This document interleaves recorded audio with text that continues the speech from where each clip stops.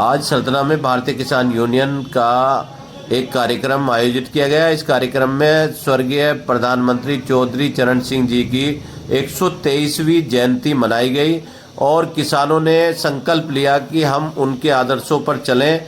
इस मौके पर जिला संगठन मंत्री अमित चौधरी ने क्या कहा?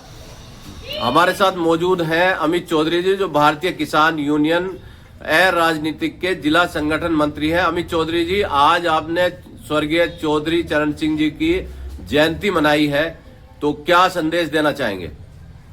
आज चौधरी चरण सिंह जी की 123वीं जयंती सल्तना कार्यालय पे हमने मनाई।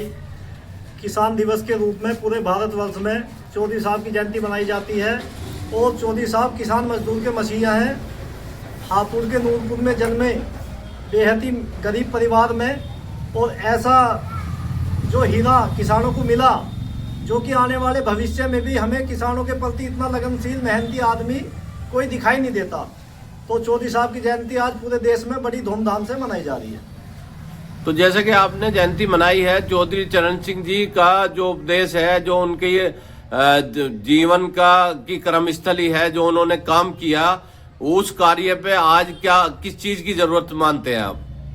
देखो जी, चौधरी चरण सिंह जी से जीवन शैली से सबको प्रेरणा लेनी चाहिए और उन्हीं के प्रेरणा के आधार पर सभी को कार्य करना चाहिए। उन्होंने पद की भी लालसा नहीं रखी, किसी कुर्सी की लालसा नहीं रखी और अपना पद भी छोड़ दिया था किसानों के हित के लिए। आज किसानों की क्या समस्याएं मानते हैं आप? किसानों की तो बहुत सारी समस्याएं जी, कोई एक आधी हो तो बता दीजिए। किसानों के तो संघर्ष का है, जीवन चलता ही रहे। नहीं, अब फिलहाल आपके क्षेत्र में जो है क्या क्या समस्याएं हैं? देखो, आवारा पशु है,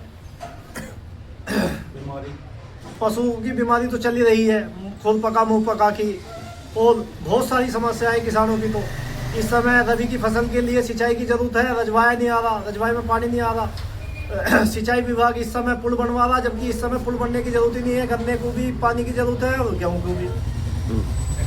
तो आपने उप जिलाधिकारी सरदना को अभी ज्ञापन दिया था, उसमें क्या क्या मांगे रखी गई थी? जो अभी हमने कल ज्ञापन दिया है उसमें हमने खुर पका मुंह पका के बीमारी जो CVO मेरठ के जांच के डीएम को आदेश, डीएम के माध्यम से ज्ञापन दिया है डीएम जी को, सतना SDM के माध्यम से, जिससे कि CVO मेरठ की जांच करी जा, क्योंकि मौके पे वैक्सीन नहीं हुआ और कागजों में वैक्सीन हो गया। बहुत बड़ा विषय है। अगर वैक्सीन होता तो शायद इतने पशु जो आज पीड़ित हैं, मर रहे हैं, ये ना मरते। योगी सरकार में तो कहते हैं भ्रष्टाचार पे लगाम लगाई गई है, आप कह रहे हैं भ्रष्टाचार हुआ है? योगी सरकार अपनी जगह सही है, बहुत अच्छे काम कर रहे हैं, लेकिन इन्हें ये जो अधिकारी बैठे हैं, इन्हें आदत पड़ गई है भ्रष्टाचार की। तो किसी भी सिस्टम को सुधारने के लिए बहुत समय लगे।